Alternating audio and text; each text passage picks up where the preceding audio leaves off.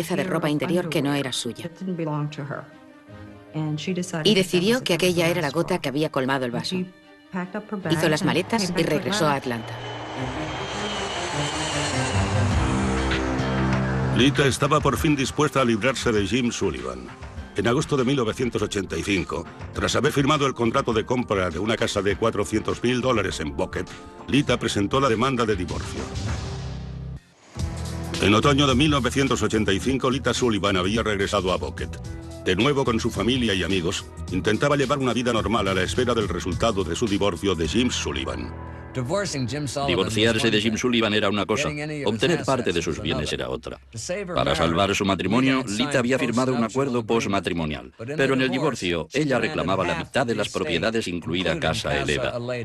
Si la demanda de Lita tenía éxito, los días de pez gordo de Jim en Palm Beach estarían contados. Una peculiaridad de la ley de divorcio de Georgia dio a Lita la posibilidad de luchar por lo que quería. En Georgia, un caso de divorcio no se juzga ante un juez. De hecho, se juzga ante un jurado. Por lo tanto, las pruebas de infidelidad, las pruebas de maltrato conyugal, las pruebas de crueldad, ese tipo de cosas hacen que un caso de divorcio juzgado por un jurado en Georgia resulte algo muy volátil. Ella despertaría muchas más simpatías ante un jurado. Una persona de la alta sociedad, una mujer negra joven, aquí en Atlanta, ante un jurado predominantemente negro, creo que seguramente le habría ido muy bien. Lita, que antes había sido un activo, ahora era un obstáculo, y Jim sabía cómo eludir los obstáculos. Si el acuerdo se mantenía, él se libraría de pagar. Por otra parte, si no se mantenía, ella tendría derecho a la mitad de sus bienes, lo que calculo en unos $4 millones, pero 3 ya equivalen al valor de la casa, y Jim debía $900.000. Su vida habría acabado. Ya no habría más grandes fiestas en Palm Beach para Jim Sullivan. La única forma que tenía Sullivan de conservar todos sus bienes y todo su dinero era que ella, voluntariamente, se los cediera, pero ella no pensaba hacerlo, o que ya no estuviera. La mañana del viernes 16 de enero de 1987, Lita Sullivan se preparaba para dar su siguiente paso hacia la obtención de la mitad de los bienes de la pareja. Esa mañana tenía que comparecer en el Palacio de Justicia de Atlanta para que un juez dictaminara si el acuerdo postmatrimonial que ella había firmado con Jim era vinculante o si podría tener oportunidad de llevar su caso ante un jurado. Pero Lita jamás llegó a esa vista. A las 8:15 de la mañana sonó el timbre. Cuando Lita abrió la puerta, un hombre le entregó una caja con flores. Después levantó una pistola y disparó. La bala atravesó la caja de flores y penetró en el cráneo de Lita. Murió en el acto. Una vecina oyó el disparo y telefoneó a la policía. Después avisó a los padres de Lita. Fue un momento horrible. Horrible, en que no podía llorar. Y apenas podía respirar. Cuando Jim se enteró del asesinato de Lita, su reacción fue bien distinta. Llamó a su novia de aquel momento y los dos hicieron planes para ir a un restaurante muy elegante de Palm Beach aquella noche. En Atlanta, la policía registraba en Buckhead la casa de su esposa muerta en busca de pistas. En el vestíbulo encontraron la caja de rosas de color rosa y una bala de 9 milímetros que no había dado en el blanco. La policía decidió mantener en secreto el calibre del arma. Tras documentar el escenario del crimen, la policía de Atlanta puso en marcha una investigación a gran escala. Obtuvieron la descripción del sospechoso gracias a una vecina. Vi a un hombre que salía corriendo de las residencias de coaches y estuvo a punto de toparse con mi coche. Yo me desvié un poco. La vecina describió a un hombre como de 1,80 m con el pelo ralo con la suficiente precisión como para que la policía elaborara un retrato robot. Otra vecina había visto a 3 hombres salir a toda velocidad del barrio en un coche pequeño blanco. La policía investigó después las floristerías de la zona para ver si alguien había comprado esas flores en las últimas horas. La investigación reveló que 2 individuos más habían ido a una floristería situada aproximadamente a 1 kilómetro del lugar de los hechos y habían adquirido flores esa mañana. Los investigadores también comprobaron que 3 hombres que conducían un coche japonés pequeño blanco se habían registrado en un hotel cercano de la cadena Howard Johnson's pocos días antes del crimen, todos ellos bajo nombres que resultaron ser falsos. El registro de llamadas del hotel reveló que los hombres hicieron 3 llamadas a la mansión de Jim Sullivan en Palm Beach. Además, un fotógrafo local aportó otra pista. A petición de Jim Sullivan, George Pearl tenía previsto grabar en vídeo el contenido de la casa de Lita como prueba para la vista del divorcio, pero el día antes del crimen, los abogados de Sullivan cancelaron de repente el reportaje. Cuando le llamé pregunté, ¿cómo es que ya no vamos a realizar la filmación que él necesita para su caso? No lo sé, sencillamente no quiere hacerla, la ha anulado. La policía de Atlanta tenía la seguridad de que Jim Sullivan estaba implicado de algún modo en el asesinato de Lita, pero en Palm Beach, Jim tenía una teoría distinta que compartía con todo aquel que le preguntaba. Jim profería toda clase de acusaciones y decía que él no era el responsable, que no era culpable, que era imposible, que no tenía ningún motivo para hacer eso, que ni siquiera estaba cerca. Se dedicó a intentar calumniar a Lita diciendo que era posible que fuera drogadicta y que quizá fue un asesinato relacionado con la droga. Carol Wright es periodista en Palm Beach desde 1983. Insinuaba que Lita estaba metida en la droga. Jamás hubo prueba alguna que lo corroborase, pero creo que mucha gente se lo tragó.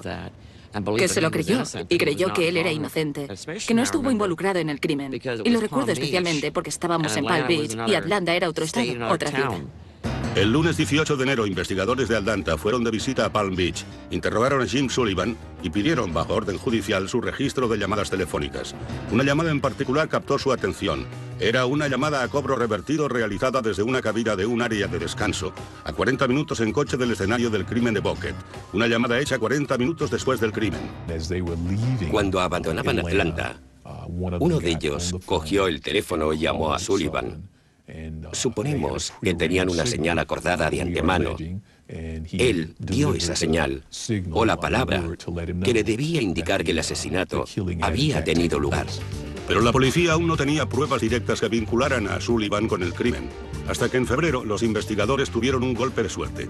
En una llamada intervenida que hizo Jim Sullivan a un viejo amigo de Macon, Jim decía que sabía que a Lita la habían matado con una pistola de 9 milímetros. Es lo que llaman una pistola automática de 9 milímetros. Ajá. Al parecer, tiene 9 casquillos o cartuchos, como se llaman, balas, en lugar de lo normal, que son 5 o 6. Este es el tipo de cosas que esperan los investigadores.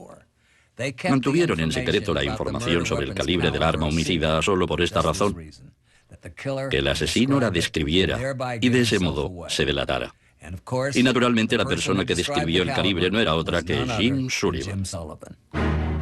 Pero las nuevas pruebas no garantizaban de ningún modo que Sullivan tuviera que enfrentarse pronto a la justicia. Un hombre con su astucia y su dinero no se rendiría sin dar guerra. En abril de 1987, 4 meses después del asesinato de Lita Sullivan, en esos 4 meses los investigadores habían recabado pruebas circunstanciales en abundancia y todas señalaban a Jim Sullivan. Sullivan tenía un buen móvil. Sin su mansión o su dinero en Palm Beach estaría acabado. Pero contra él no era en modo alguno irrefutable.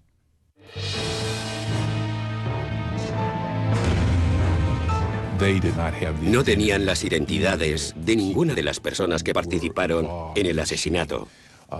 Contaban con cierta información relativa a las llamadas telefónicas y algunos testigos habían llevado a cabo identificaciones, pero nada era sustancial.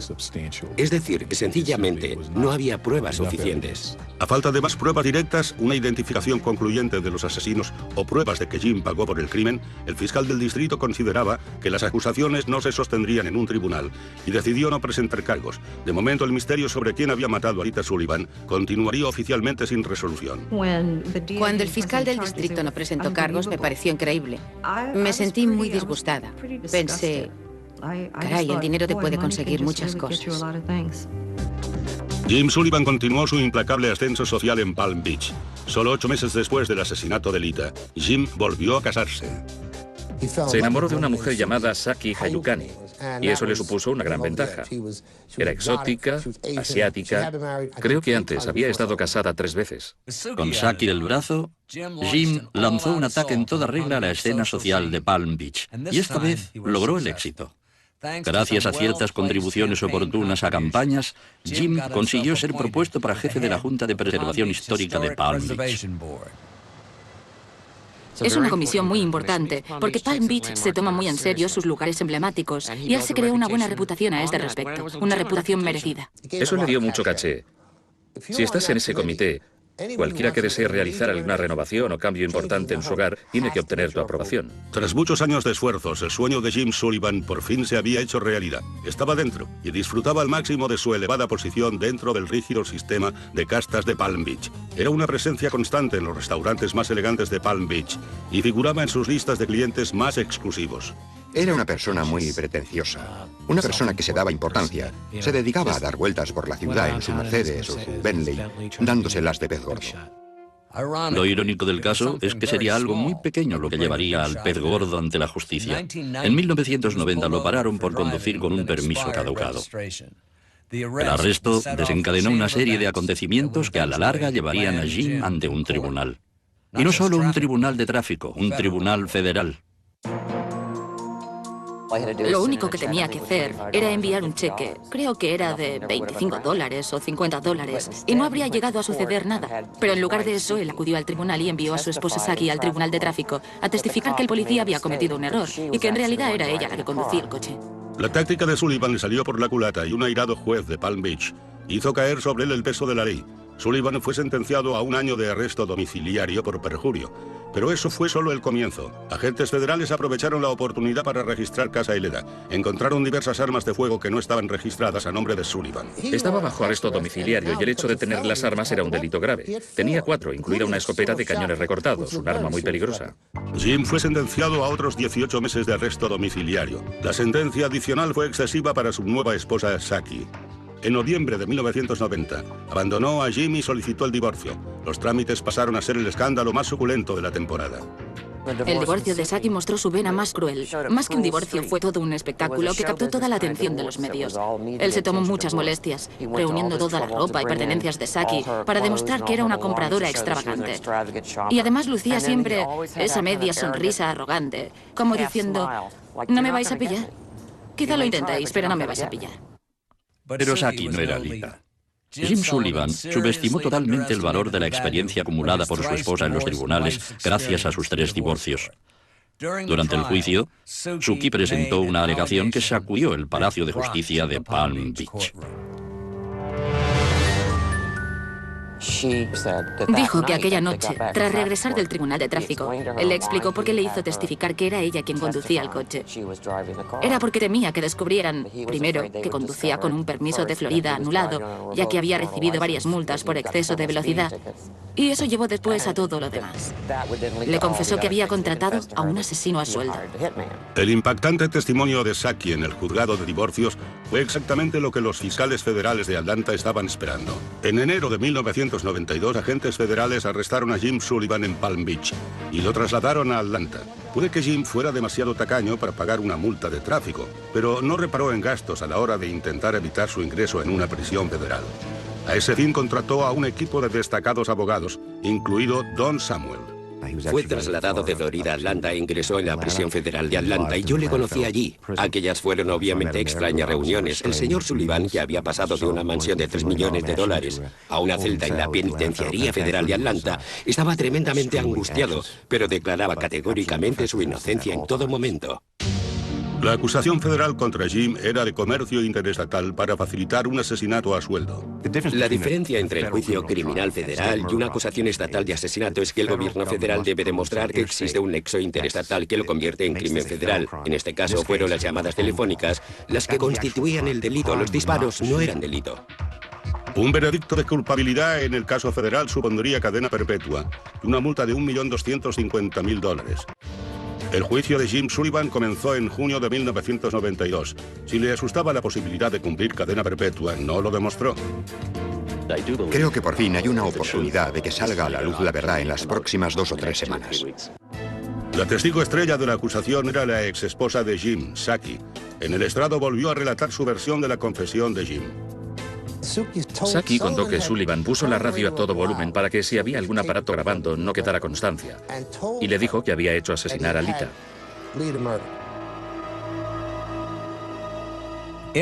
Fue una impactante acusación. Si el jurado creía el testimonio de Saki, Jim Sullivan se enfrentaba a un drástico cambio en su estilo de vida. Pero en los Estados Unidos hay 2 justicias. Una para los muy ricos y otra para todos los demás. Y los costosos abogados de Jim supieron sacar partido a su dinero, se ensañaron con el testimonio de Saki, revelando ciertos aspectos desagradables de su pasado. Saki había tenido un pasado algo sórdido y ellos trataron de explotar eso. Por ejemplo, la llamaron cazafortunas, alegando que por eso estaba con él. Nuestra postura en el juicio fue que el testimonio de Saki contra Jim Sullivan estaba motivado por intereses económicos, que ella creía que si Jim Sullivan era encarcelado, ella podría obtener más dinero de él en las negociaciones del divorcio. Con la credibilidad de Saki como testigo en tela de juicio, los fiscales del gobierno depositaron su fe en el registro de llamadas que relacionó a Jim con los 3 hombres misteriosos. Pero había un problema. Lo que el gobierno no pudo hacer, y eso era vital, fue demostrar el contenido de las llamadas telefónicas. Y en un caso federal la pregunta no era, ¿organizó Jim Sullivan el asesinato de su esposa? Sino, ¿estaban esas llamadas telefónicas relacionadas con el asesinato? Eso era lo que lo convertía en un crimen federal. Dado que el gobierno no pudo demostrar el contenido de las llamadas, el potente equipo de la defensa de Jim solicitó al juez Marvin Shoup que desestimara el caso. La suerte de Jim Sullivan pendía de un hilo.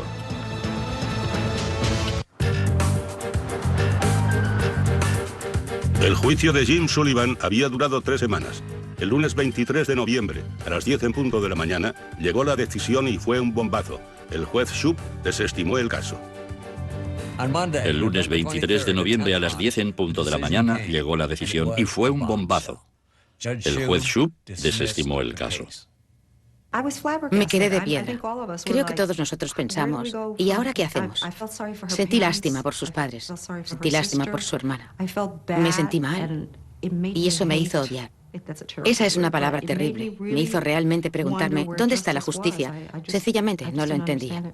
Entre el público se oyeron respingos. No sé, sentí tanta pena por la familia, por sus padres, porque creo que estaban convencidos de que se iba a llegar hasta el final. Bueno, todo el mundo lo creía. Y hay que tener presente que hasta el mismo juez dijo, muy a pesar mío, tengo que desestimar el caso.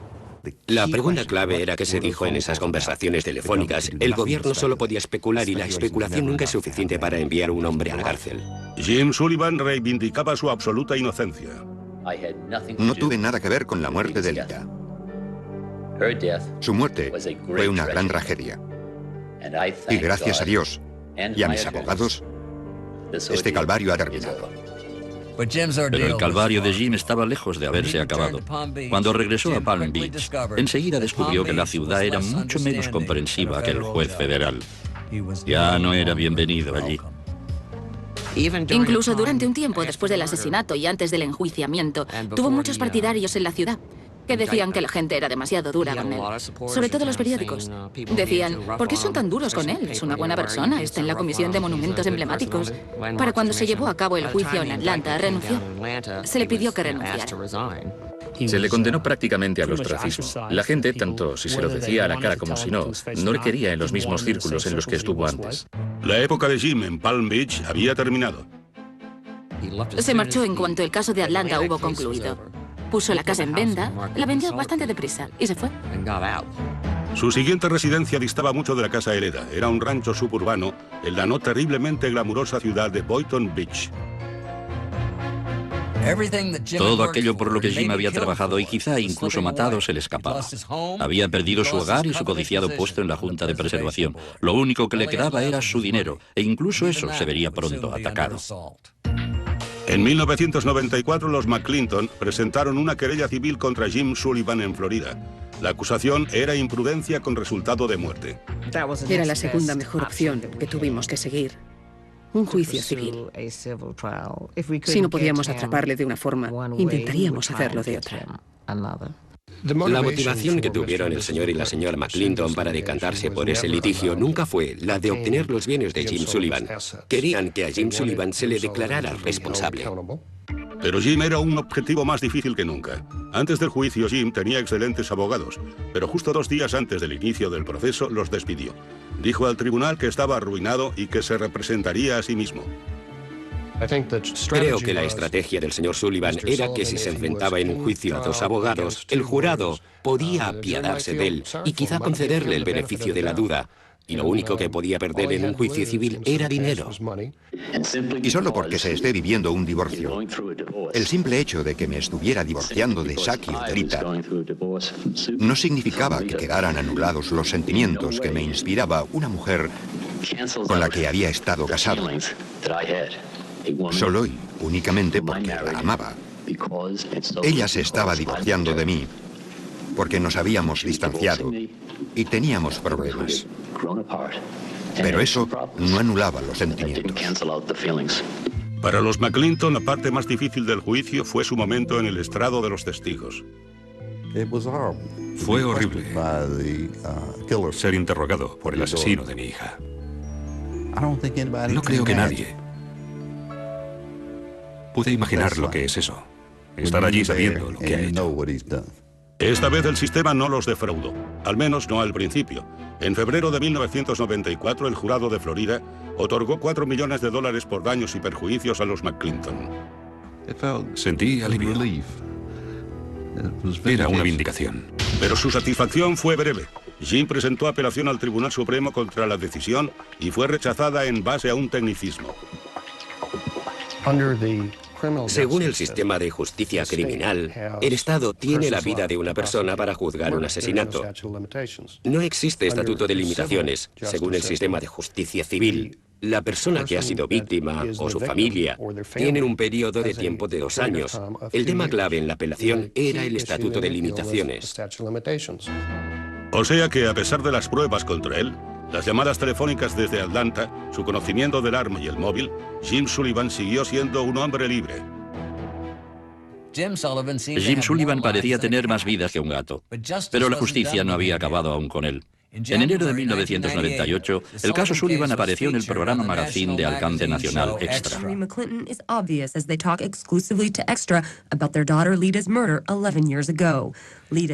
Poco después, las autoridades recibieron una asombrosa llamada telefónica. Alguien en otro estado vio el reportaje.